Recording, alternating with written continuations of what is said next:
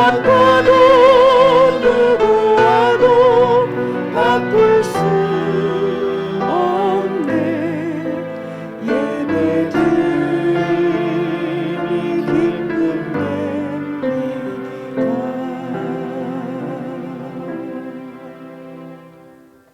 하나님께서 우리에게 주신 가장 큰 계명은 하나님을 사랑하라는 것입니다.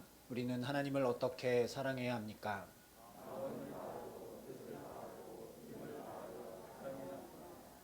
하나님을 사랑하는 우리는 하나님을 예배하기 위해 이 자리에 모였습니다. 우리는 하나님을 어떻게 예배해야 합니까? 이제 하나님을 전심으로 사랑하는 우리의 마음을 모아 영과 진리로 하나님을 예배하겠습니다.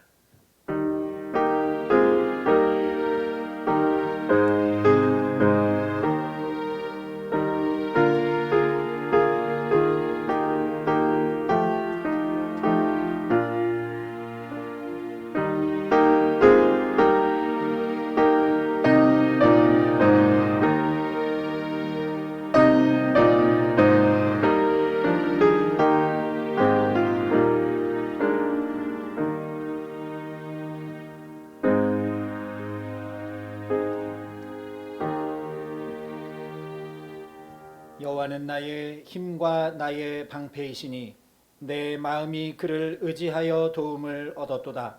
그러므로 내 마음이 크게 기뻐하며 내 노래로 그를 찬송하리로다. 하나님은 영이시니 예배하는 자가 영과 진리로 예배할지니라. 아멘.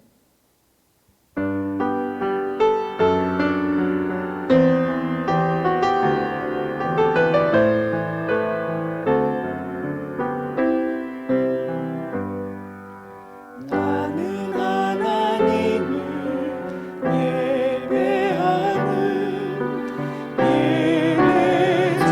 예배자입니다.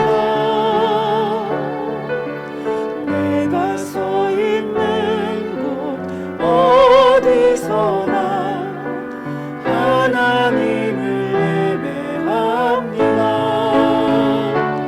내 영혼 거룩한 은혜를 향하여 내 마음 완전한 하나님 향하여 이곳에서 바로 이 시간 하나님을 예배합니다.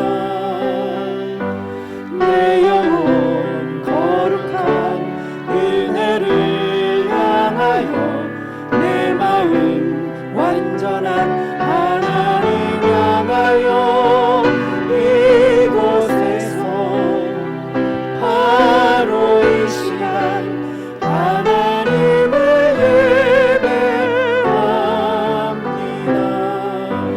하나님을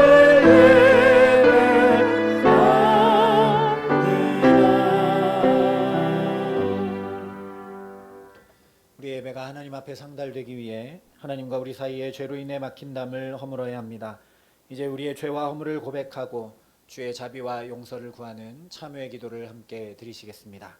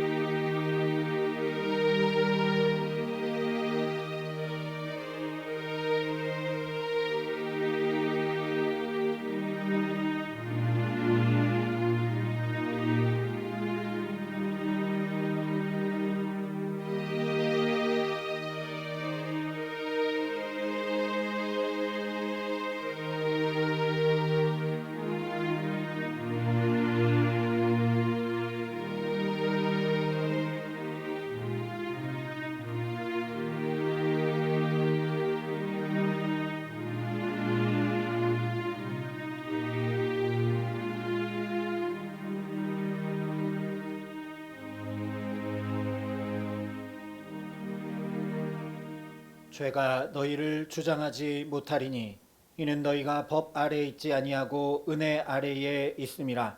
그런즉 누구든지 그리스도 안에 있으면 새로운 피조물이라. 이전 것은 지나갔으니 보라 새 것이 되었도다. 아멘.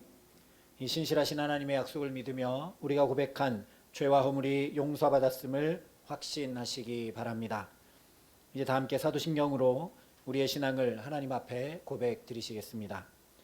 나는 전능하신 아버지 하나님 천지의 창조주를 믿습니다. 나는 그의 유일하신 아들 우리 주 예수 그리스도를 믿습니다. 그는 성령으로 잉태되어 동정녀 마리아에게서 나시고 본디오 빌라도에게 고난을 받아 십자가에 못 박혀 죽으시고 장사된 지 사흘 만에 죽은 자 가운데서 다시 살아나셨으며 하늘에 오르시어 전능하신 아버지 하나님 우편에 앉아 계시다가 거기로부터 살아있는 자와 죽은 자를 심판하러 오십니다. 나는 성령을 믿으며 거룩한 공교회와 성도의 교제와 죄를 용서받는 것과 몸의 부활과 영생을 믿습니다. 아멘.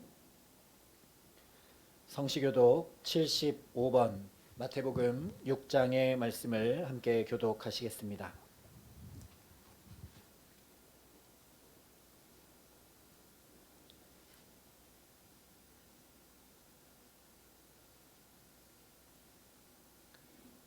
그러므로 내가 너희에게 이르노니 목숨을 위하여 무엇을 먹을까 무엇을 마실까 몸을 위하여 무엇을 입을까 염려하지 말라. 목숨이 음식보다 중하지 아니하며 몸이 의복보다 중하지 아니하냐. 공중의 새를 보라. 심지도 않고 거두지도 않고 창고에 모아 들이지도 아니하되 너희 중에서 기르시나니 너희는 이것들보다 귀하지 아니하냐. 너희 중에 누가 염려함으로 그 키를 한 자라도 더할 수 있겠느냐. 또 너희가 어찌 의복을 위하여 염려하느냐. 들의 백합화가 어떻게 자라는가 생각하여 보라. 수고도 아니하고 길쌈도 아니하느니라. 그러므로 염려하여 이르기를 무엇을 먹을까 무엇을 마실까 무엇을 입을까 하지 말라. 이는 다 이방인들이 구하는 것이라. 너희 하늘 아버지께서 이 모든 것이 너희에게 있어야 할 줄을 아시느니라. 그런즉 너희는 먼저 그의 나라와 그의 의를 구하라. 그리하면 이 모든 것을 너희에게 더하시리라. 아멘.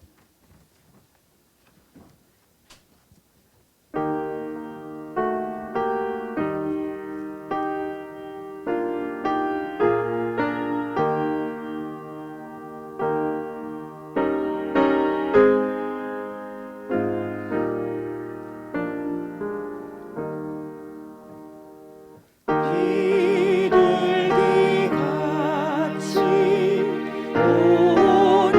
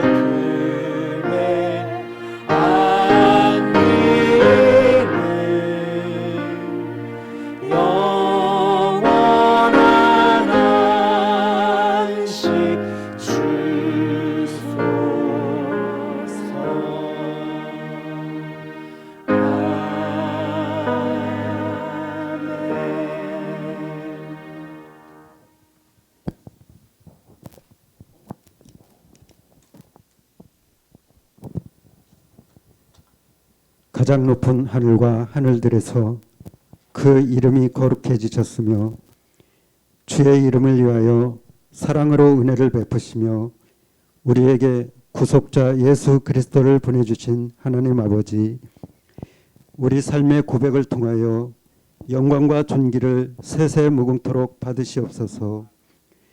우리가 대대로 주의 위대하심을 알리며 우리가 영원히 주의 거룩하심을 선포할 것은 주는 위대하고 거룩하신 하나님이시며 우리의 왕이시기 때문입니다. 하나님 아버지, 우리 자신은 악하여 억제하지 못하는 욕망의 유혹에 굴복하고 자기 욕심에 끌려 미혹됨으로 죄를 지었으며 주께서 주신 계명과 예수 그리스도의 교훈을 따르지 않고 나 자신의 뜻대로 살아온 지난 날들의 죄와 허물을 고백하오니 용서하여 주옵소서. 우리가 온전한 회개로 주께 돌이키며 주님을 향한 찬송이 우리 입에서 떠나지 않게 하시옵고 새 삶을 기쁨으로 살아가게 하옵소서. 다른 사람들을 사랑함으로 하나님을 사랑하고 하나님의 진리와 사랑을 전하며 하나님의 구원 계획에 참여할 수 있게 해주시고 우리가 좌절할 때 하나님 아버지께 도움을 구함으로 매일 하나님을 바라보며 우리 삶 가운데 역사하시는 하나님을 보게 하여 주옵소서. 창조주 하나님 아버지, 세상과 그 안에 있는 모든 것을 만드시고 또 모든 것이 하나님으로부터 온 것임을 믿습니다. 우리 주변 어디에나 있는 하나님의 창조물들은 하나님의 창조 능력을 드러내며 하나님을 경배합니다. 그 좋은 것을 마음껏 즐길 수 있는 특권을 주신 하나님 아버지, 우리 삶의 목적은 우리가 그리스도의 형상을 닮아가는 것이며 그것은 환난 중에 인내하고 즐거워하며 하루를 버텨내기 위해 기도로 주님과 함께 인내는 연단은 소망을 일구어내듯 하나님 아버지를 신뢰하고 의지하며 아버지께서는 우리를 버리시지 않고 영원에 이르도록 우리와 동행하신다는 믿음에서 나온다는 것을 믿습니다. 삶이 고달플 때 하나님 아버지의 사랑이 우리 마음에 부음바된 것을 경험하는 가운데 하나님 아버지께서 그 환난을 사용하여 어떻게 우리 인격을 단련하고 세워나가시는지를, 어떻게 우리에게 필요한 것들을 채워주시는지를 주님 안에서 소망과 기쁨으로 찾게 하옵소서. 전능한 왕이시며 한없이 크신 사랑을 가득 품으신 신실하고 자비로운 치료자 구원의 하나님 아버지, 지금 전 세계는 코로나19의 팬데믹과 변이 바이러스 오미크론의 확산으로 사회활동의 제한과 온 국민과 의료진들의 누적된 피로감, 국가 간의 원활하지 못한 교역 물동량으로 인한 산업의 붕괴와 경제적 손실, 국내의 정치적 갈등과 대통령 선거, 남과 북의 문제, 미국과 중국의 무역전쟁, 러시아와 우크라이나의 전쟁의 위기감을 높이는 갈등 등 인간적 노력만으로는 해결할 수 없는 일들로 인하여 하나님 아버지의 자비와 은총이 필요한 때입니다. 우리나라와 전 세계가 전쟁의 위협으로부터 벗어나 하나님의 나라가 되고 하나님 아버지의 선한 뜻을 이루어 행복하고 기쁨 넘치는 삶을 살게 하여 주시는 주님의 뜻대로 이루어 주시기를 구하옵나이다.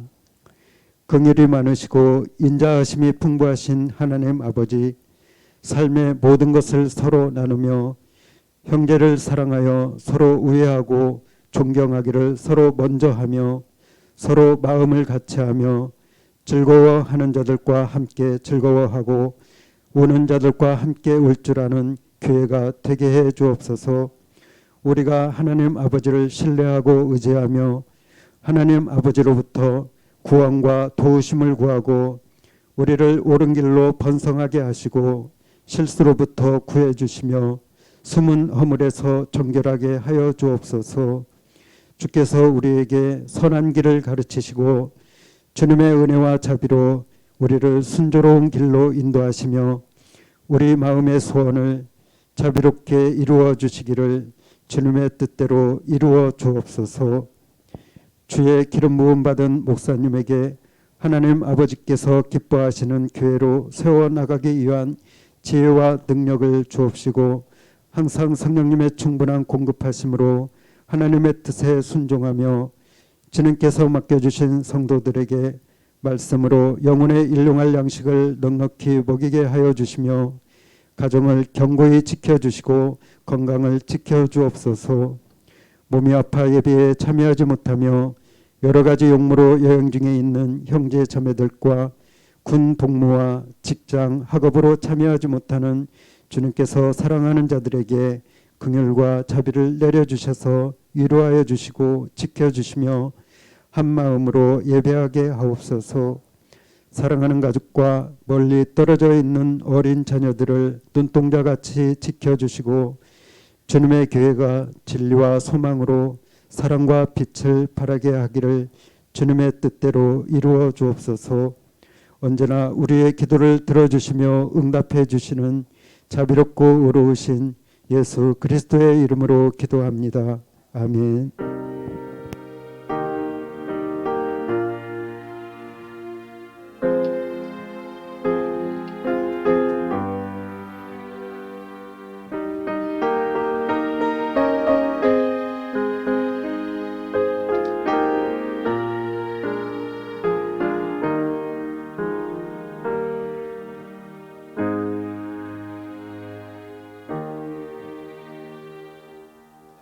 오늘 우리에게 주시는 하나님 말씀은 사무엘상 13장 1절부터 15절까지의 말씀입니다. 사무엘상 13장 1절부터 15절까지의 말씀, 구약성경 427면에 있는 말씀입니다.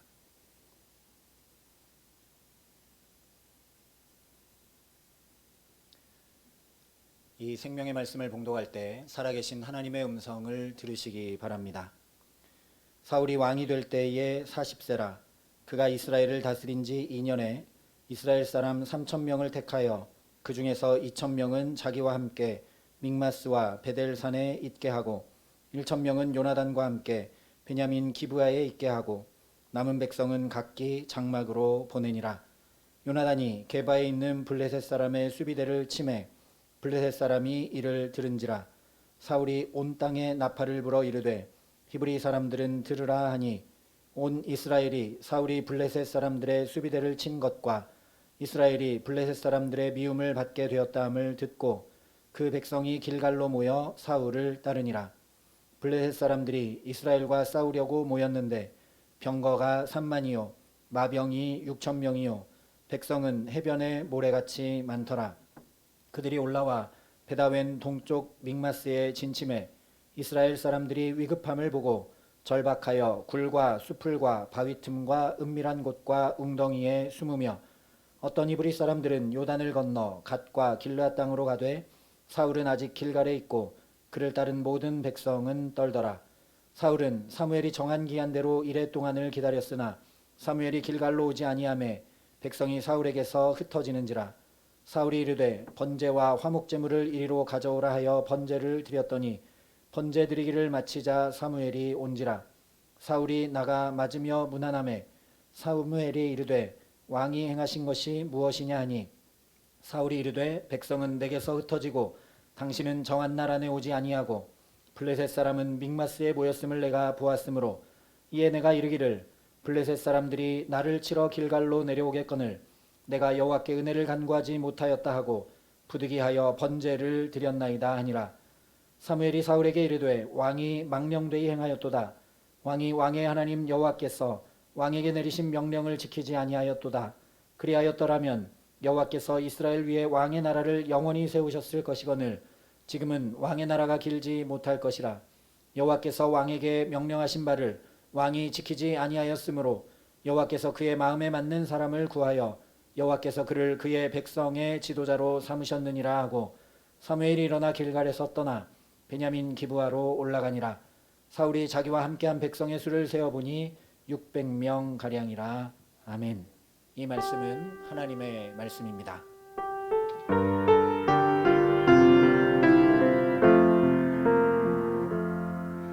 오늘 이곳에 계신 성령님, 우리에게 말씀하시고 우리를 가르치소서. 닫힌 우리 맘 열어주시고 주의 빛으로 밝혀 우리를 인도하소서.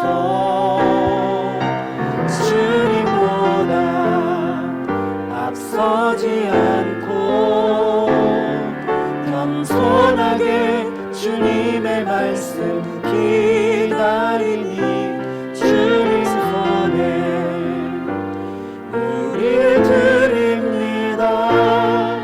사랑으로 인도하소서. 주님보다 앞서지 않고 겸손하게 주님의 말씀 기다리니 주님 손에 우리를 드립니다. 사랑으로 인도하소서. 함께 기도하겠습니다. 아버지 하나님, 이 시간 다친 우리의 마음을 환히 여시기를 소원합니다. 근심으로, 염려로, 무거운 짐으로 우리의 마음이 굳어있고 닫혀져 있다면 성령 하나님 환히 열어주시사 주님의 사랑의 음성을 듣기에 부족함이 없도록 이 시간 함께 하시며 역사하여 주시옵소서. 감사를 드리며 예수님 이름으로 기도합니다. 아멘. 한 주간 평안하셨는지요? 명절도 잘 보내셨는지. 명절 때면 기쁘고 감사하고 또 친지들과 좋은 시간을 보내는데 이번 명절은 또 코로나가 너무 심해서 그렇게까지 하지는 못한 것 같습니다. 우리 삶이 정말 하나님 앞에 명절처럼 기쁘고 감사하고 축복되고 은혜가 충만케 하시기를 주님의 이름으로 축원합니다. 우리가 잘 아는 그림 중에 레오나르도 다빈치의 모나리자라는 그림이 있습니다. 눈썹이 없고 입가에 미소가 신비해서 유명한 그림인데, 혹자는 이 그림에서 눈은 정색을 하고 있고 입술은 미소를 띠고 있어서 신비로운 느낌을 계속 갖게 한다 이야기하기도 하고, 이 사람의 표정을 분석한 데이터를 가지고 모나리자의 이 표정 안에 우리 인간의 기쁨과 환희와 슬픔과 좌절의 표정이 가장 적합한 비율로 섞여 있어서 누구나 볼 때마다 그때 자기 감정이 반영되어 보이기 때문에 신비롭게 느낀다라고 이야기하기도 합니다. 근데 최근에 프랑스 박물관의 미술작품 복원센터 전문가들이 이 모나리자의 미소가 가진 비밀 한 가지를 밝혀냈습니다. X선 특수장비를 동원해서 이 모나리자 그림을 살펴봤더니 이 모나리자 그림의 눈가와 입가에 물감과 광택제가 이렇게 여러 겹으로 덧칠해져 있더라는 것이죠. 머리카락 두께의 반 정도 되는 아주 얇은 막을 최소한 30겹 이상 덧칠하고 또 덧칠해서 이 모나리자의 눈빛과 웃음이 깊고 신비롭게 되도록 만들었다라는 겁니다. 다빈치가 완성한 유화 기법의 정점인 스푸마토 기법이라고 하는데요. 오늘 말씀도 마치 모나리자 그림처럼 여러 가지 이야기가 이렇게 중첩되어 있는 것을 보게 됩니다. 일단 전쟁 이야기가 펼쳐져 있습니다. 우리는 성경을 볼 때 하나님의 말씀이기 때문에 영적인 의미를 찾는 데 집중하느라고 이게 현실의 이야기인 것을 놓칠 때가 많은데, 이 전쟁의 이야기가 여기 분명하게 기록이 되고 있습니다. 3절 말씀 그대로 사울의 아들 요나단이 게바에 있는 블레셋 사람의 수비대를 치자 블레셋 사람들이 이를 듣고 전면전을 준비합니다. 요나단은 그냥 수비대를 공격하는 국지전을 한 것인데 블레셋은 기다렸다는 듯이 이제 너희가 침공했으니 전쟁하자 하고 전면전으로 나오고 있습니다. 5절에 이렇게 말씀을 합니다. 블레셋 사람들이 이스라엘과 싸우려고 모였는데 병거가 3만이요 마병이 6천 명이요 백성은 해변에 모래같이 많더라. 여기 병거가 3만이라고 한 것은 과장된 표현이지 정확한 숫자는 아닙니다. 백성이 해변에 모래같이 많더라 한 것과 같은 비교 우위의 표현인 것이죠. 이스라엘 군대가 2절에 말씀한 것처럼 3천 명인데 그 숫자와는 비교조차 할 수 없이 많고 전력상 전혀 비교가 되지 않는다는 걸 극명하게 보여주고 있는 것입니다. 오늘 우리가 13장을 다 읽지는 못했지만 16절부터 23절은 마치 편지 맨 뒤에 추신처럼 붙어 있는 내용입니다. 그 내용을 한마디로 요약한 22절이 이렇게 말씀합니다. 싸우는 날에 사울과 요나단과 함께한 백성의 손에는 칼이나 창이 없고 오직 사울과 그의 아들 요나단에게만 있더라. 이 철 무기는 블레셋에게만 있었다라는 것입니다. 그리고 이스라엘에게는 오직 사울과 요나단에게만 이 철무기가 있고 나머지 백성들은 뭐 갖고 싸웠느냐? 자기들의 농기구, 괭이, 삽 이런 것들을 가지고 나와서 싸웠다라는 것이죠. 그러니 전력 차이만 아니라 무기의 차이 역시 어마어마했다라는 겁니다. 요즘으로 말하면 저쪽은 핵무기를 가지고 싸우려고 하는데 우리는 그냥 탱크 정도 가지고 싸우려고 하는 그런 것과 비슷하다 할 수 있습니다. 그러니 누가 봐도 이 전쟁은 이스라엘이 이길 가망성이 없는 전쟁입니다. 그래서 곧바로 6절 7절이 이렇게 말씀합니다. 이스라엘 사람들이 위급함을 보고 절박하여 굴과 수풀과 바위 틈과 은밀한 곳과 웅덩이에 숨으며 어떤 히브리 사람들은 요단을 건너 길앗 땅으로 가되 사울은 아직 길갈에 있고 그를 따른 모든 백성은 떨더라. 아직 전쟁을 본격적으로 시작한 것도 아닙니다. 전면전으로 맞붙은 것도 아닌데 벌써부터 벌벌벌벌 떨고 숨느라 바쁘고 아예 요단강을 건너 피난을 가버립니다. 어쩌면 지극히 당연한 반응이죠. 목숨 걸고 싸워봤자 이길 수 없는 현실을 봤기 때문에 그렇습니다. 그런데 이런 현실의 이야기, 이스라엘과 블레셋 사이의 전쟁 이야기에 덧칠해져 있는 이야기가 바로 이스라엘 왕 사울의 이야기입니다. 그러니까 이 전쟁의 이야기에 사울의 이야기가 더해지면서 그럼에도 불구하고 사울이 용맹하고 믿음을 가지고 지혜를 가지고 이 전쟁을 놀랍게 승리로 이끌었다라는 이야기가 덧칠해지면 좋겠는데 정반대로 그가 얼마나 연약하고 힘없고 부족한지가 그려지고 있습니다. 11절과 12절에 자기 입으로 사울이 이렇게 얘기합니다.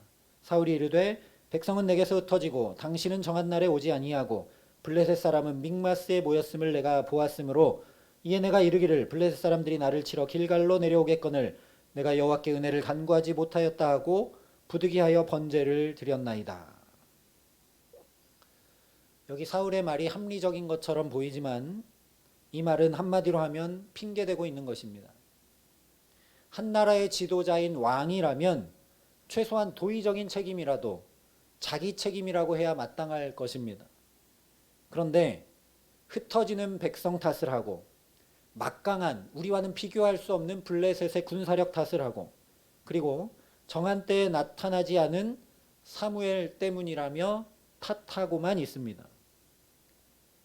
그러니 6절에 위급함을 보고 절박함을 보인 것은 이스라엘 백성들이 아니라 사실 이스라엘 왕 사울이었다는 것을 우리가 알게 됩니다. 사울이 너무나 위급하고 절박했기 때문에 사무엘을 기다리지 못하고 자기가 해서는 안 될 일, 번제를 자기가 드리고 말게 된 것이죠. 그래서 곧바로 이 전쟁 이야기와 사울의 이야기에 제사의 직무를 맡은 선지자 사무엘의 이야기가 또 겹쳐져 그려집니다. 13절과 14절이 이렇게 말씀합니다. 사무엘이 사울에게 이르되 왕이 망령되이 행하였도다.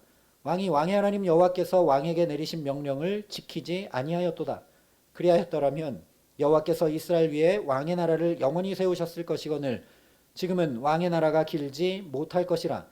여호와께서 왕에게 명령하신 바를 왕이 지키지 아니하였으므로 여호와께서 그의 마음에 맞는 사람을 구하여 여호와께서 그를 그의 백성의 지도자로 삼으셨느니라. 이 선지자의 이야기가 덧칠해지면서 사울 왕의 이야기가 그렸던 내용이 무엇인지 명백하게 드러납니다. 사울의 이야기 속에서는 상황과 환경 때문에, 사람 때문에 어쩔 수 없이 내가 이렇게 행했다는 부득이한 일로 그려졌지만, 그 위에 선지자의 이야기가 덧칠해지게 되자 사울의 이야기는 망명되이 행한 그림으로 이것이 뚜렷이 드러나 그려지게 됩니다. 그리고 동시에 선지자의 이야기가 덧칠해지는 것을 통해 지금까지 겹치고 중첩된 이 이야기들 속에 하나님의 마음에 맞는 사람이라는 그림이 그려지고 있는 것을 우리가 알게 됩니다. 왜냐하면 사무엘이 여호와께서 그의 마음에 맞는 사람을 구하여 그를 백성의 지도자로 삼으셨다라고 이야기하기 때문이죠. 지금 이 전쟁과 사울과 사무엘의 이야기가 중첩되며 그려지는 것을 통해 드러나고 있는 건 하나님의 마음에 맞는 사람이 누구인가라는 것이 전면에 드러나게 된다라는 겁니다. 그래서 오늘 말씀은 단순히 사울이 번제를 드리고 그래서 잘못을 범하였기에 버림받게 되는 그런 이야기가 아닙니다. 오히려 하나님의 마음에 맞는 사람이 어떤 사람인가를 보여주는 말씀입니다. 다만 이것이 사울의 이야기를 통해 완전히 거꾸로, 즉 반면교사의 모습으로 그려지고 있을 뿐이라는 말씀입니다. 지난해 10월에 우리나라에서 전시회를 열었던 독일의 신표현주의 거장인 바젤리츠라는 작가가 있습니다. 이 사람은 거꾸로 된 그림으로 세계적 명성을 얻은 작가입니다. 그림을 이렇게 거꾸로 뒤집어 그려서 관람객이 그림에서 자기를 대입하거나 또는 그 그림에서 어떤 이야기를 찾거나 이런 것을 딱 멈추게 하고 오로지 이게 거꾸로 걸려 있고 거꾸로 그려져 있으니까 이게 뭐지 하고 그림의 표현에 집중하게 만든 작가입니다. 그래서 이 사람의 작품을 보면 주로 아내를 많이 그리는데 거꾸로 뒤집어서 그려놓고, 또 화제가 되었던 작품 중에 하나가 최후의 만찬이라는 그림을 거꾸로 뒤집어서 그려놓은 그림이 있습니다. 이렇게 거꾸로 뒤집어진 그림을 관객들이 보다 보면 이거 왜 거꾸로 걸어놨지? 잘못 걸어놓은 것 아닌가? 왜 이렇게 해놨을까? 하면서 이 그림을 오히려 더 천천히 집중해서 머리끝부터 발끝까지 위로, 또는 발끝부터 머리끝까지 아래로 이 작품에 표현된 것을 집중하고 주목하게 된다라는 겁니다. 그래서 어떤 기자가 이 작가한테 그냥 그림은 바로 그리고 걸 때만 거꾸로 전시하면 되지 않느냐 물었더니, 그러면 예술가가 왜 필요하느냐? 그림을 거꾸로 그려서 그 표현에 집중하도록 하는 것이 예술가가 할 일이다라고 답한 기사를 본 적이 있습니다. 오늘 말씀도 마찬가지라는 것이죠. 하나님의 마음에 맞는 사람은 우리가 후에 다윗이라는 걸 이미 알고 있습니다. 사도행전에도 하나님의 마음에 합한 자 다윗이라고 아예 명확하게 얘기합니다. 그런데 하나님의 마음에 맞는 사람을 그렇게 똑바로 그려놓은 다윗을 보다 보면 나는 다윗처럼 잘하기 어려운데 다윗은 나랑 좀 다른 사람이구나, 거리감을 가지게 됩니다. 그런데 오늘 하나님의 마음에 맞는 사람을 사울을 통해 이렇게 거꾸로 하나님이 그려놓으시다 보니까 이 그림을 보면서 하나님의 마음에 맞는 사람이 어떤 사람인지 우리가 더 주목하게 된다라는 겁니다. 그렇지, 사울처럼 저렇게 안 사는 것이 하나님의 마음에 맞는 사람이지라고 우리가 자연히 더 집중하게 되고 주목하게 된다라는 것입니다. 그래서 첫 번째, 하나님의 마음에 맞는 사람은 상황과 환경에 흔들리지 않는 사람입니다. 다시 말하면 하나님을 바라보기 때문에 흔들리지 않는 사람입니다. 우리가 잘 아는 무리를 걷는 베드로를 보면 풍랑이 이는 그 물 위를 예수님 똑바로 바라볼 때는 잘 걸어갑니다. 그런데 바람과 풍랑을 보니까 빠져갑니다. 하나님을 바라보면 흔들리지 않을 수 있다는 것이죠. 그래서 믿음은 시선이라고 얘기할 수 있습니다. 하나님 바라보시는 걸 나도 바라보는 것이 곧 믿음이죠. 그런데 오늘 11절을 보면 사울이 이렇게 이야기합니다. 백성은 내게서 흩어지고 당신은 정한 나라 안에 오지 아니하고 블레셋 사람은 믹마스에 모였음을 내가 보았으므로. 사울이 본 것은 하나님이 아닙니다. 그는 한 번도 하나님을 본 적이 없습니다. 두려워 숨고 아예 흩어지고 피난가는 백성을 보았고, 기다려도 오지 않는 사무엘을 보았고, 막강한 블레셋의 군대를 보았습니다. 하나님은 보지 않습니다. 그렇게 상황과 환경과 사람만 쳐다보다 보니까 사울에게 두려움이 엄습해 오게 되고, 그 두려움이 잘못된 판단을 하게 하고 자기 마음대로 번제를 드리는 잘못을 범하게 됩니다. 우리는 이에 대해서 그저 사무엘이 드려야 될 번제를 사울이 드린 월권으로 생각하게 되는데, 이 당시 문화를 생각해 보면 이것은 그냥 월권한 정도가 아니라 사울이 다른 나라 왕들이 행하던 것과 똑같이 행한 것이라는 걸 알게 됩니다. 다시 말하면 이스라엘 백성들이 우리도 다른 나라와 똑같이 되기를 원한다 했던 그 모습 그대로 지금 사울이 행하고 있는 것을 보게 되는 것이죠. 이 당시 왕들이 가지고 있었던, 행했던 특권 중에 하나가 뭐였냐면, 전쟁 전에 왕이 직접 제사를 집전함으로 자기들이 섬기던 신의 호의를 구하고 자기 왕권을 그렇게 공고히 해서 백성의 사기를 높이는 것이었습니다. 사울이 지금 그렇게 하고 있다라는 것이죠. 백성들은 흩어지고 사무엘 오지 않고 자기의 권위는 땅바닥에 떨어져 가고 있으니까 자기가 직접 제사를 집전해서 이방 나라의 왕과 똑같이 흩어지는 백성들에게 권위를 세우고 이 어려운 상황과 환경을 사기를 높여서 타개해 나가려고 한 것이 제사드린 것입니다. 그래서 이것은 앞서 우리가 4장에서 보았던 언약궤를 이스라엘이 블레셋과의 전쟁에 가지고 나갔던 것과 똑같은 행위입니다. 한마디로 자기의 목적을 이루기 위해 하나님을 끌어다 이용하고 있는 것이 오늘 사울이 드린 번제입니다. 그래서 사무엘이 망령되이 행한 일이라고 이야기한 것이죠.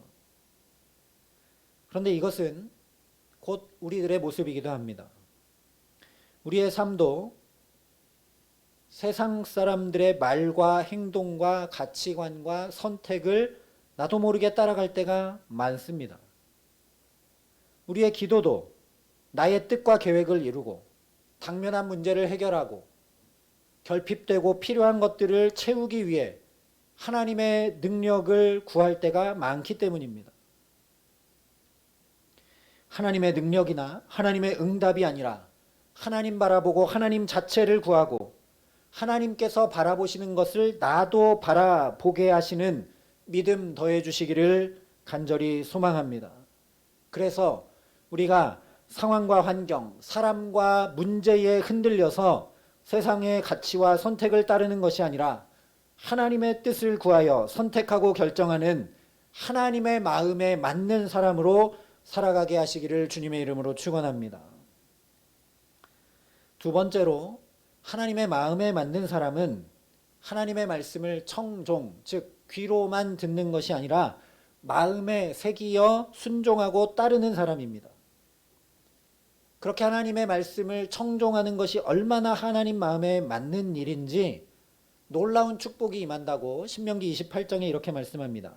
내가 내 하나님 여호와의 말씀을 청종하면 이 모든 복이 내게 임하며 내게 이르리니 라고 말씀을 시작해서 우리가 잘 아는 대로 들어가도 복받고 나가도 복받고 심지어 집안에 있는 떡반죽 그릇까지도 복을 받는다는 말씀이 쭉 기록이 됩니다. 그런데 오늘 13절과 14절을 보면 이렇게 말씀하고 있습니다.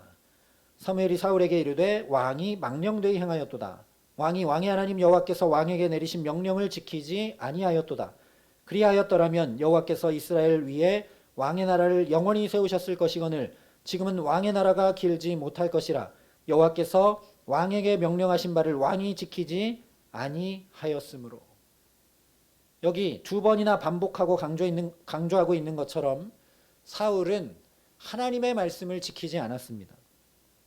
무슨 말씀을 지키지 않고 따르지 않았는가? 앞쪽 10장에 보면 사무엘에게 기름 부음을 받으면서 사울이 두 가지 하나님의 명령, 말씀을 듣게 됩니다. 먼저 10장 5절부터 7절에 보면 사무엘이 사울에게 블레셋 사람의 영문이 있는 곳에 사울이 이르게 되면 하나님의 영이 크게 임해서 선지자 무리와 함께 예언을 하고 변하여 새 사람이 될 것인데 그러면 기회를 따라 행하라 라고 얘기합니다. 이것이 사울에게 주어진 첫 번째 명령이었습니다. 이게 무슨 말인가? 우리 성경에는 블레셋 사람의 영문이라고 되어 있어서 거기에 이르면 기회를 따라 행하라 이렇게 되어 있는데 이 블레셋 사람의 영문이라는 말이 오늘 3절에 요나단이 공격한 블레셋 사람의 수비대와 똑같은 말입니다. 그러니까 사울에게 주어진 첫 번째 명령은 너에게 하나님의 영이 크게 임하면 저 블레셋 사람의 수비대를 공격하라는 것이었습니다. 왜냐하면 주변에 암몬도 있고 모압도 있지만 이스라엘에게 가장 문제가 되고 가장 큰 적이 블레셋이었기 때문에 이제 왕으로 기름 부음 받고 왕된 직무를 블레셋 사람을 쳐서 무찔러 행하라는 것이었죠. 그런데 사울이 이 명령을 행하지 않습니다. 이때 만약에 사울이 이 하나님의 말씀을 청종하여 블레셋 사람의 수비대를 공격했으면 아마 크게 승리를 거두어서 이스라엘 왕으로 온전히 세움받게 됐을 것입니다. 왜냐하면 이스라엘의 왕은 첫 번째 하나님께 선택되어 기름 부음 받아야 되고 두 번째 왕된 직무를 행하여 나타내 증명해야 되고 세 번째 그래서 백성들에게 추대를 받아야 온전히 이스라엘 왕으로 세워지게 됩니다. 그런데 이때 블레셋을 쳐서 무찌르지 않아서 왕의 직무가 증명되지 않았기 때문에 하나님이 11장에 블레셋 대신에 그보다 작은 암몬이 공격하게 해서 전쟁에 승리하게 함으로 왕의 직무를 행하며 세움받게 만들어 주십니다. 그렇게 부족하게 증명하다 보니 12장에 축하와 축복으로 왕으로 세움받는 것이 아니라 사무엘의 책망으로 점철된 즉위식을 행하며 왕이 되는 것을 우리가 보게 되죠. 사울에게 두 번째 내려진 명령은 10장 8절 말씀이었습니다. 너는 나보다 앞서 길갈로 내려가라. 내가 내게로 내려가서 번제와 화목제를 드리리니 내가 내게에 가서 내가 행할 것을 가르칠 때까지 7일 동안 기다리라. 아마도 블레셋 사람의 수비대를 사울이 쳤으면 오늘 요나단이 쳤던 것처럼 블레셋이 전면전으로 나왔을 것이기 때문에 사울이 길갈로 갈 수밖에 없었을 겁니다. 오늘 그랬던 것처럼. 그래서 거기서 기다리고 있으면 7일을 기다리면 사무엘이 와서 번제와 화목제를 드릴 것이라고 두 번째 명령이 주어졌었습니다. 그런데 오늘 8절부터 12절에 확인되고 있듯이 사울은 온전히 기다리지도 않았고 사무엘이 드리기로 했던 번제와 화목제를 자기가 드림으로 하나님의 말씀을 청종하여 따르지 않았습니다. 이 역시 우리들의 모습이라는 것이죠. 하나님의 말씀이 들려오는데 그것을 잘 경청하고 마음에 새기고 순종하려고 하기보다 따르려 하기보다 세상의 소리와 사람들의 소리에 더 마음을 기울이고 신경을 쓸 때가 많다라는 겁니다. 또한 하나님의 때를 기다리고 하나님의 말씀을 준행하려고 하기보다 내 때에 어떻게든 맞추려고 하고 내 뜻과 내 계획을 이루려고 온갖 힘쓰며 살아갈 때가 더 많기 때문입니다. 그러니 하나님께서 우리 가운데 역사하셔서 주의 말씀이 우리의 귀가 아니라 마음과 영혼 깊이 들려오게 하시고 아예 새겨지게 하시기를 간절히 소망합니다. 그래서 말씀이 내 안에 풍성하고 그 말씀이 새겨져 있기에 자연히 이것이 주야로 묵상되어 주님의 말씀을 준행하게 하시는 은혜 더하시기를 간절히 기도합니다. 그래서 하나님의 말씀을 청종함으로 정말 우리 가정과 자녀들과 일터와 모든 삶이 그야말로 들어가도 복 받고 나가도 복을 받도록 하실 수밖에 없는 하나님 마음에 맞는 사람으로 살게 하시기를 주님의 이름으로 축원합니다. 세 번째로 하나님의 마음에 맞는 사람은 회개하는 사람입니다. 회개하는 것이 얼마나 하나님의 마음에 맞는 일인지 시편 34편에 이렇게 말씀합니다. 여호와는 마음이 상한 자를 가까이 하시고 충심으로 통회하는 자를 구원하시는도다. 회개하는 것이 얼마나 하나님의 마음에 맞으면 그 사람을 가까이 하고 아예 구원의 은혜를 베푸신다고 말씀하십니다. 그래서 예수님도 가장 먼저 회개하라 천국이 가까이 왔느니라 말씀하시며 복음을 전하시기 시작하셨습니다. 그런데 오늘 사울은 11절과 12절에 이렇게 얘기하죠. 백성은 내게서 흩어지고 당신은 정한 날 안에 오지 아니하고 블레셋 사람은 믹마스에 모였음을 내가 보았으므로 이에 내가 이르기를 블레셋 사람들이 나를 치러 길갈로 내려오겠거늘 내가 여호와께 은혜를 간구하지 못하였다 하고 부득이하여 번제를 드렸나이다. 부득이하여 번제를 드렸나이다. 이 모습은 단순한 핑계가 아닙니다. 환경 탓하고 사람 탓하는 정도가 아닙니다.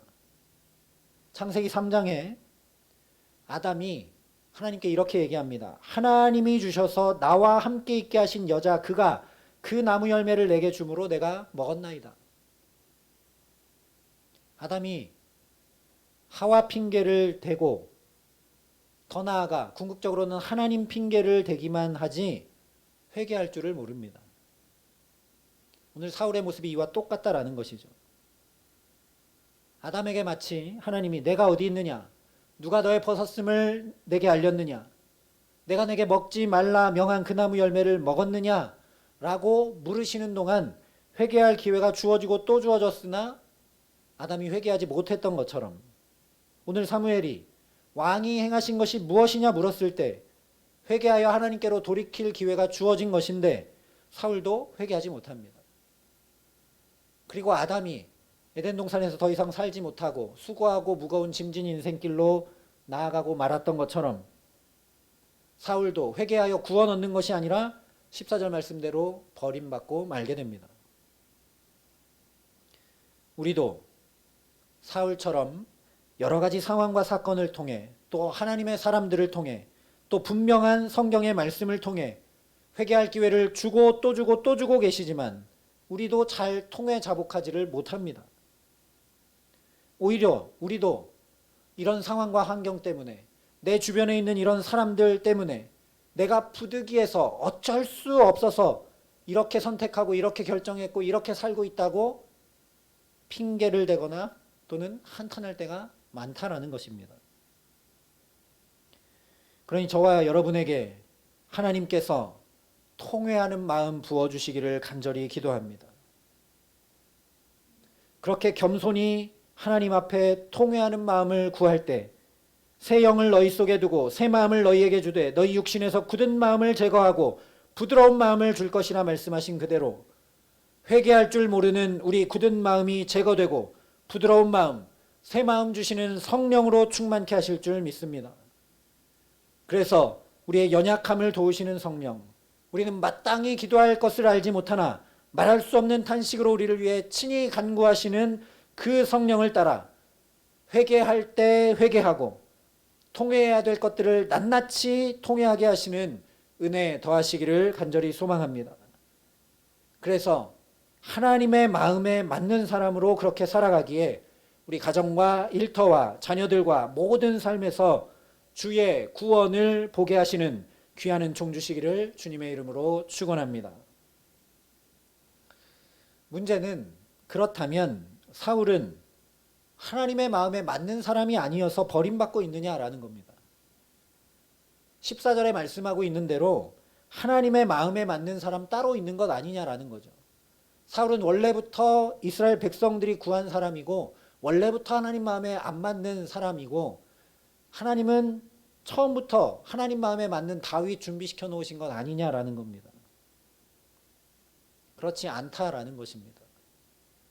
사실 사울의 상황과 환경에 놓여 있다면 도저히 이길 수 없는 적군과 흩어져 가는 도망가는 백성과 기다리고 또 기다려도 오지 않는 사무엘을 기다리고 있어야만 한다면, 그것이 나라면 과연 나는 하나님의 마음에 맞는 사람으로 믿음 가지고 굳건히 기다리고 서 있을 수 있을까 생각해 봐야 된다라는 것이죠. 서두에 모나리자 그림에 대해 말씀을 드렸습니다. 그런데 이 그림의 세세한 기법을 찾느라고 이 모나리자라는 뛰어나고 아름다운 작품을 보지 못하고 감상하지 못하면 무슨 소용이 있겠습니까? 그 세세한 기법이 뭔지 잘 몰라도 모나리자라는 이 작품을 보면서 정말 아름답다, 신비하다라고 감탄하고 경탄하면 그것으로 충분하다라는 것이죠. 오늘 말씀 마찬가지라는 것입니다. 블레셋과 사울과 사무엘로 중첩시켜서 완성되는 진짜 그림이 무엇인지 보지 못하면 아무 소용없게 됩니다. 자칫 하나님의 마음에 맞는 사람으로 살아야 된다라는 율법의 말씀에 그칠 수 있다라는 겁니다. 하나님의 마음에 맞는 사람을 이렇게 반면교사로 거꾸로 사울의 모습을 통해 그려놓다 보니 저렇게 살면 큰일 나는구나, 저렇게 살면 하나님이 망하게 하시는구나 라고 우리가 잘못 생각하고 넘어가게 된다라는 것이죠. 그런데 오늘 이야기를 통해 뚜렷이 드러나고 있는 진짜 그림은 여전히 하나님의 마음에 맞는 사람으로 사울을 놓지 않고 붙들고 기다리시고 깨우치시며 도우시고 만들어가고 계신 하나님이십니다. 14절에 극명하게 말씀을 합니다. 지금은 왕의 나라가 길지 못할 것이라. 오늘 말씀이 사울은 하나님의 마음에 안 맞는 사람이기 때문에 이제 버리는 말씀이라면 이렇게 말씀하실 이유가 없습니다. 왕의 나라는 끝났다라고 얘기해야 맞겠죠. 그런데 끝난 것이 아니라 길지 못할 것이라 말씀을 합니다. 아직도 기회를 주시는 것입니다. 아직도 기다리고 계신 것입니다. 아직도 사울을 붙들고 깨우치고 계시는 것입니다. 실제 사무엘의 촌철살인과 같은 말을 통해 사울의 굳은 마음을 깨고 계시죠. 사울을 이미 버린 것이라면 이렇게 하실 필요가 전혀 없습니다. 그냥 내버려 두면 됩니다. 그런데 사무엘을 통해 무엇을 잘못한 것인지 정확히 알게 하심으로 깨우치고 계십니다.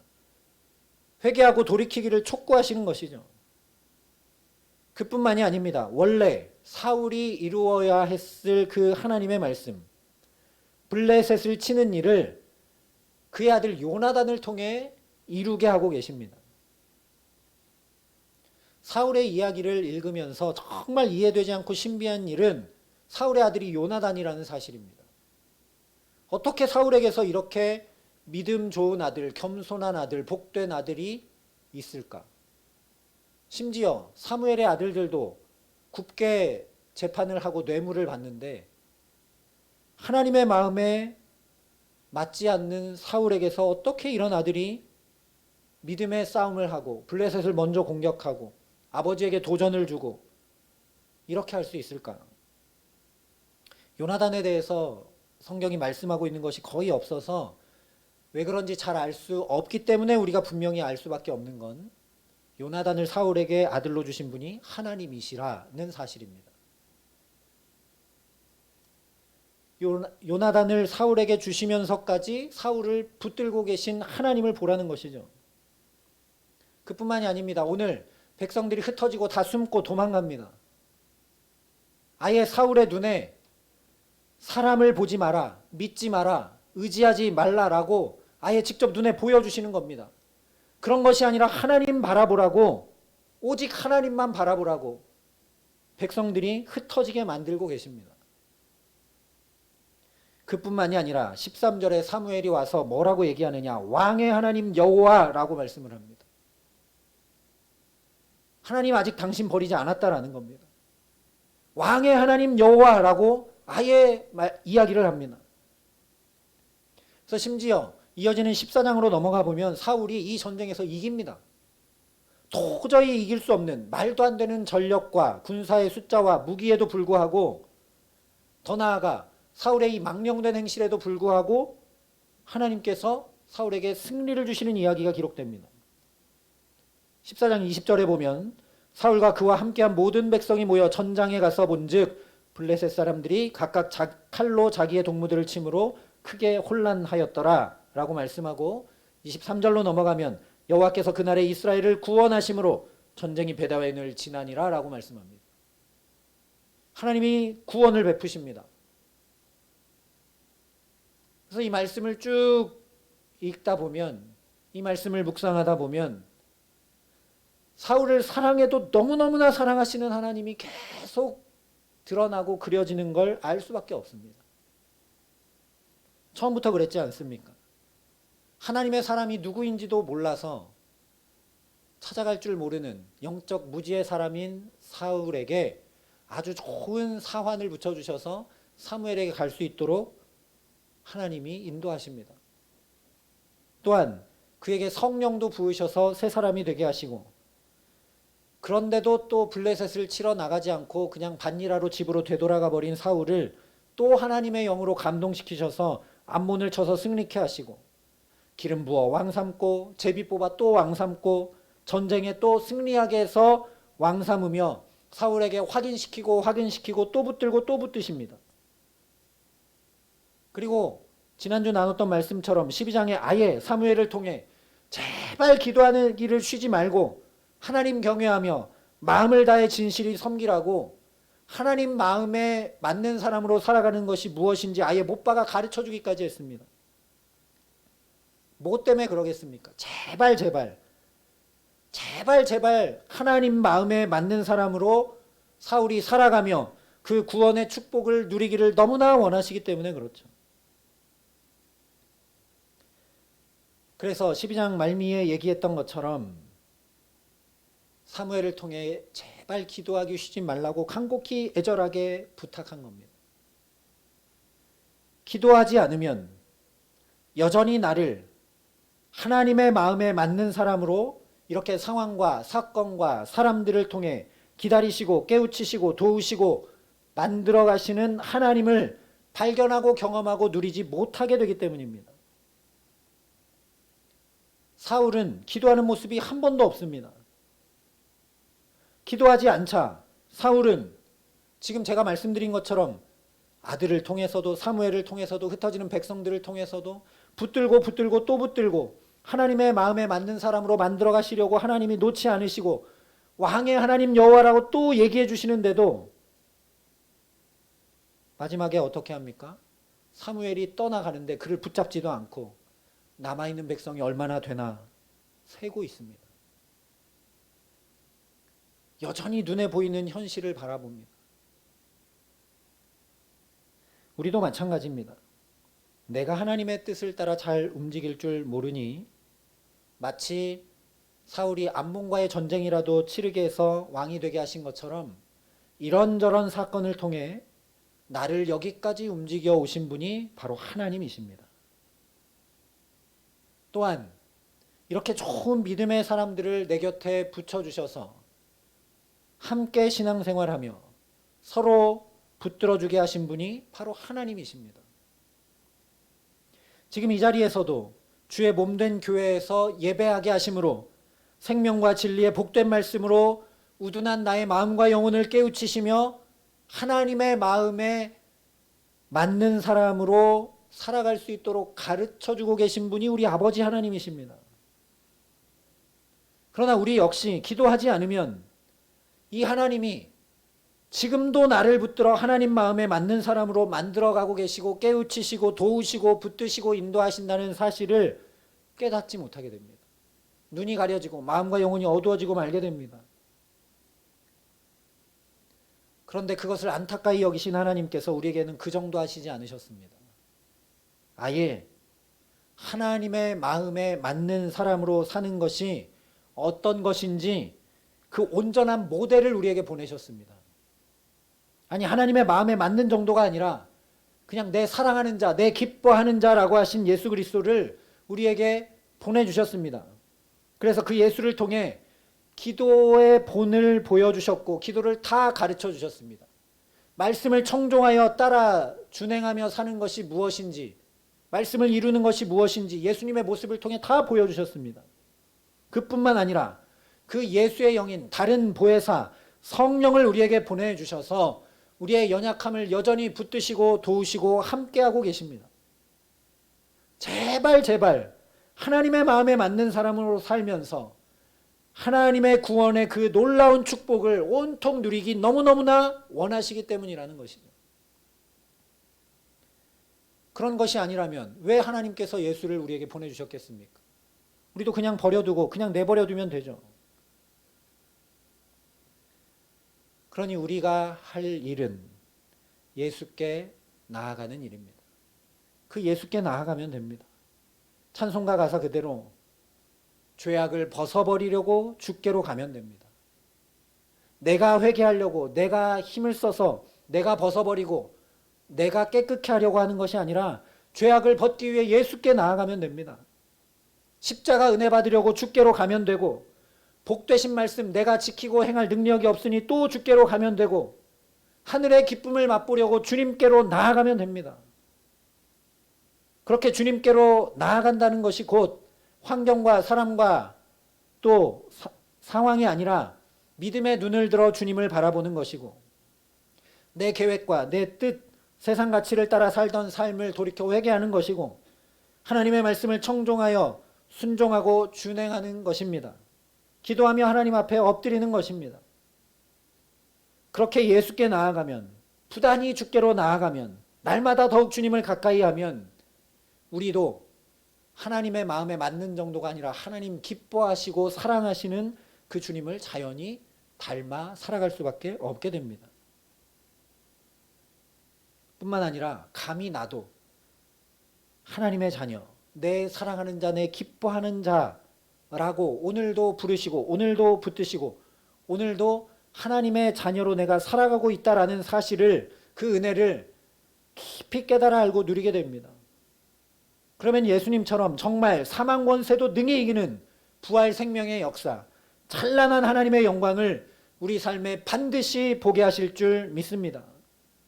누차 말씀드리지만 그렇지 않다면 예수를 우리에게 보내주실 이유가 하나도 없습니다. 우리도 예수처럼 그 영광 보라고, 우리도 예수처럼 정말 죽을 것 같은 현실에서 부활의 놀라운 은혜를 덧입어 살아가라고 그 예수를 우리 앞서 보내주신 것입니다. 그래서 시편 기자가 하나님께 가까이 함이 내게 복이라 라고 고백한 것입니다. 그래서 사도 바울도 너희 안에 이 마음을 품으라 곧 그리스도 예수의 마음이니 라고 권고했고 히브리서 기자도 그러므로 함께 하늘의 부르심을 받은 거룩한 형제들아 우리가 믿는 도리의 사도이시며 대제사장이신 예수를 깊이 생각하라 간곡히 부탁했습니다. 그러니 저와 여러분이 정말 예수를 가까이 하고 예수를 깊이 생각하며 예수의 마음을 품고 살아가게 하시기를 간절히 소망합니다. 그렇게 부단히 예수께로 나아가고 주께로 더 가까이 나아가서 우리 가정과 자녀들과 일터와 모든 삶이 하나님 마음에 맞는 그런 삶을 넘어서서 정말 하나님 기뻐하시고 사랑하시는 하나님의 자녀된 특권을 가지고 능히 세상의 가치들을 이기며 하나님 바라보는 믿음의 굳건히 서고 주의 말씀을 청종하기에 들어가도 나가도 모든 걸음마다 주의 축복 받게 하시는 아름답고 귀한 삶을 예수님 뒤따라 살아가게 하시는 귀한 은총 주시기를 우리 구주 예수 그리스도의 이름으로 간절히 축원합니다. 함께 기도하시겠습니다. 아버지 하나님, 수고하고 무거운 짐 벗기 위해 예수께로 나아갑니다. 교만한 마음 없애기 위해 예수님께로 더 가까이 나아갑니다. 복되신 말씀을 따라 살려고 주님께로 더 가까이 나아갑니다. 하늘의 영광과 기쁨을 가득 안고 살고자 주님 앞에 더 가까이 나아갑니다. 그러니 주님, 우리가 그저 하나님의 마음에 맞는 사람 정도로 사는 것이 아니라 예수님 뒤따라 내 사랑하는 자, 내 기뻐하는 자, 하나님의 자녀된 특권을 가지고 정말 부활 생명의 놀라운 축복, 하나님의 영광을 우리 가정과 자녀들과 일터와 모든 삶에서 보고 누리는, 들어가도 나가도 하나님의 복으로 가득한 귀하고 축복되고 아름다운 삶, 예수님 뒤따라 살아갈 수 있도록 우리를 붙드시고 축복하시며 함께하여 주시옵소서. 감사를 드리며 우리 구주 예수 그리스도의 이름으로 기도합니다. 아멘. 우리 말씀을 기억하면서 찬송 272장 믿음으로 함께 고백하시겠습니다.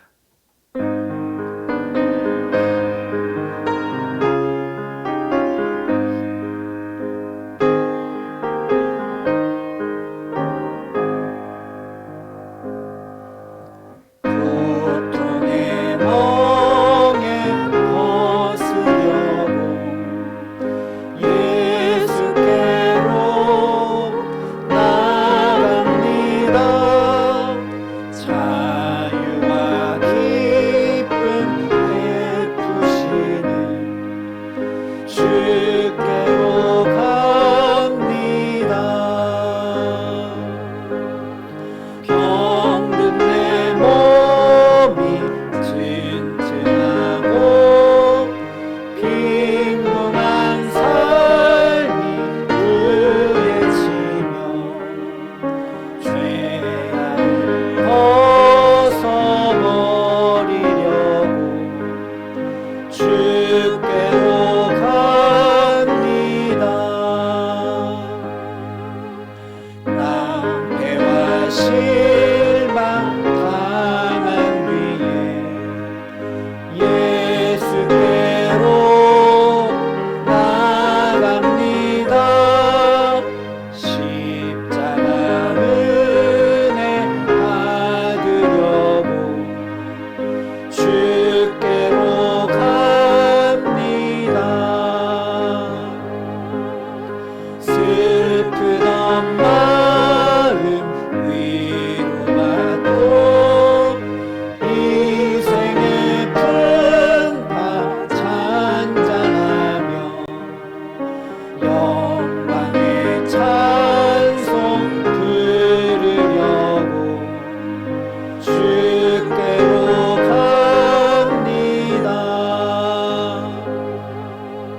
교만한 마음을 내버리고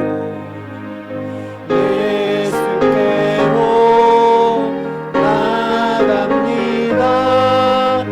복되신 말씀 따르려고 주께로 갑니다.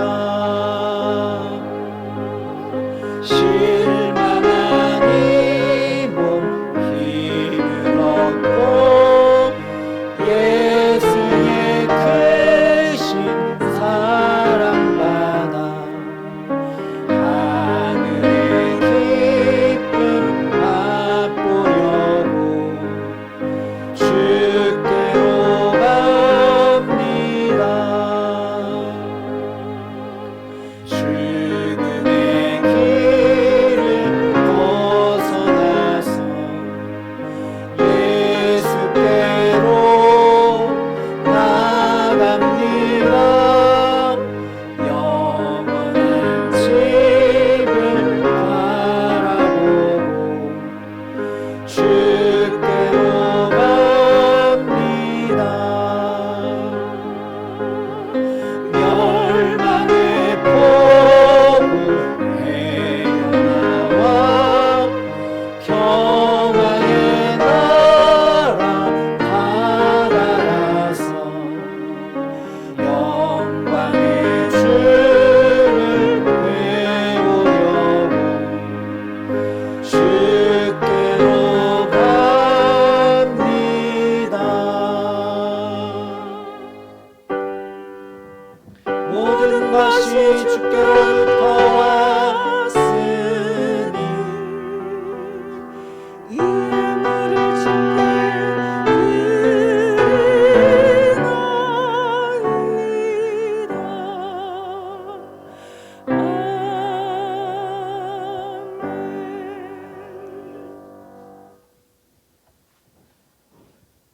아버지 하나님, 오늘도 주님의 말씀을 준행하며 예배할 수 있도록 우리 삶을 채우시고 붙드시고 인도하셨기에 감사함으로 귀한 예물과 우리의 삶과 마음 중심을 봉헌하여 이 시간 주 앞에 올려드립니다. 이 귀한 예물과 삶과 중심을 기뻐 받아주시고 주님 말씀하신 그대로 들어가도 나가도 복받는 하나님의 자녀된 특권을 가지고 살아가는 우리의 가정과 자녀들과 일터와 모든 삶 되도록 붙드시며 축복하여 주시옵소서. 이 귀한 예물 쓰여지는 곳곳마다 그렇게 하나님의 사람들이 일으켜지고 구원받게 하시는 놀라운 주의 역사가 주님께로 돌이키는 사람들이 무수히 더해지는 생명 구원의 역사가 일으켜지도록 이 귀한 예물을 기뻐 받으시고 사용하여 주시옵소서. 감사를 드리며 우리 구주 예수 그리스도의 이름으로 기도합니다. 아멘. 우리 시간 축복하며 함께 인사하겠습니다. 여호와는 우리에게 복을 주시고 우리를 지키시기를 원합니다. 여호와는 그의 얼굴을 우리에게 비추사 은혜 베푸시기를 원합니다. 여호와는 그 얼굴을 우리에게로 향하여 드사 평강 주시기를 원합니다. 우리 옆 사람과 함께 인사하겠습니다. 주님 곁에 꼭 붙어 있으세요. 우리 함께 인사하겠습니다. 감사합니다. 교회 소식 전해드리겠습니다. 예배 마친 후에 이 자리에서 새가족팀 및 안내팀 모임이 있겠습니다. 해당되시는 분들은 꼭 참여해 주셔서 또 우리 교회를 아름답게 세워가는 일에 동참해 주시기를 바랍니다. 다음 주일 2부 예배 후에는 예배팀 모임이 있겠습니다. 기억하시고 참석해 주시기를 바랍니다. 주보에 게시해 드린 것처럼 교육부 겨울 성경학교와 수련회가 각각 진행이 됩니다. 주보를 참조하셔서 이 일정들을 위해 무엇보다 기도해 주시기를 부탁을 드립니다. 또한 다른 때는 몰라도 이 수련회 성경학교 기간만이라도 우리 유치부, 아동부, 중고등부를 위해서 임시교사로 헌신해 주시기를 부탁을 드립니다. 특별히 수련회 성경학교 때는 돕는 손길이 더 많이 필요합니다. 그래서 우리 부서들마다 함께 동역해 주시고 또 도와주셔서 우리 자녀들이 이 어려운 때지만 하나님의 은혜가 가득 임하는 수련회와 성경학교 가운데 우리 자녀들이 믿음의 자녀들로 자라갈 수 있도록 함께 기도하시고 헌신해 주시고 도와주시기를 부탁을 드립니다. 코로나 확산이 무서운 기세로 지금 계속되고 있는 것을 매일 뉴스를 통해 보고 듣게 됩니다. 지난 연휴 기간에도 우리 성도들 중에도 주변에 확진자들이 있어서 명절 때도 편안한 마음으로 있지 못하고 검사받고 검사 결과 기다리고 했던 가정들이 몇 가정이 있습니다. 다행히 다 음성이 나왔는데 특별히 더 주의해 주시고 무증상 감염이 많고 또 이제 오미크론은 좀 미약한 증세들이 많으니 우리가 더 주의해야 할 것 같습니다. 마스크 착용에 꼭 힘써 주시고 마스크 착용하면 문제가 없습니다. 그래서 꼭 마스크를 잘 착용해 주시고 개인 방역을 잘 지켜 주셔서 하나님 앞에 드리는 예배를 또 지켜 주시고 또 이웃을 사랑하는 것을 몸소 실천해 주시기를 바라고 무엇보다 기도함으로 하나님 이 상황과 사건 속에 이 시간들을 내가 살게 하심으로 무엇을 말씀하시는지 무엇을 원하시는지 우리가 그 하나님의 뜻을 놓치는 일이 없도록 함께 기도해 주시기를 부탁을 드립니다. 나머지 광고는 주보를 참조해 주시고 다 함께 자리에서 일어나셔서 찬송 455장 1절 함께 찬양하시겠습니다.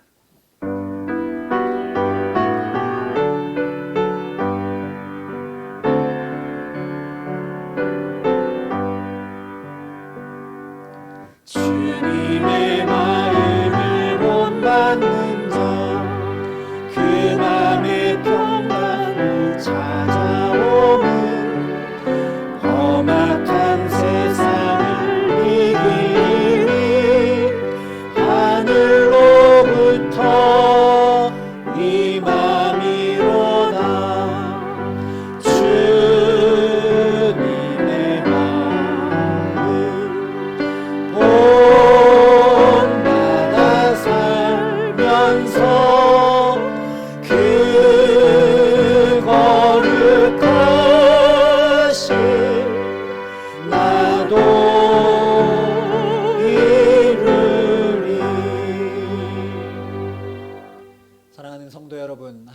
사랑과 함께 하나님께서 우리에게 주신 큰 계명은 이웃사랑입니다.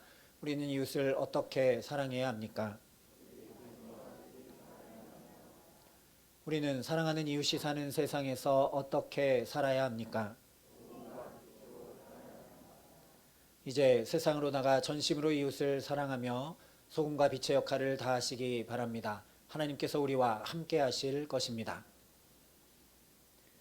이제는 친히 우리 모든 것의 본이 되어주신 우리 구주 예수 그리스도의 은혜와 그 독생자 예수를 아낌없이 내어주신 아버지 하나님의 놀라우신 사랑하심과 오늘도 연약한 우리를 붙드시고 도우시는 성령 하나님의 교통하시고 역사하심이 여기 머리 숙여 주께로 더 가까이 나아가 그 예수님처럼 하나님의 사랑하시는 자, 기뻐하시는 자, 하나님의 자녀된 특권을 가지고 그 하나님의 놀라운 구원과 축복을 누리며 살아가기로 소원하고 결단하는 여기 모인 모든 주의 성도들과 사랑의 빛교회 모든 교우들과 이 나라 이 민족과 하나님께서 이처럼 사랑하신 온 세상과 이 귀한 복음을 오늘도 세계 만방에 전하시는 선교사님들 가운데 이제로부터 영원토록 함께 하시기를 간절히 축원하옵나이다. 아멘.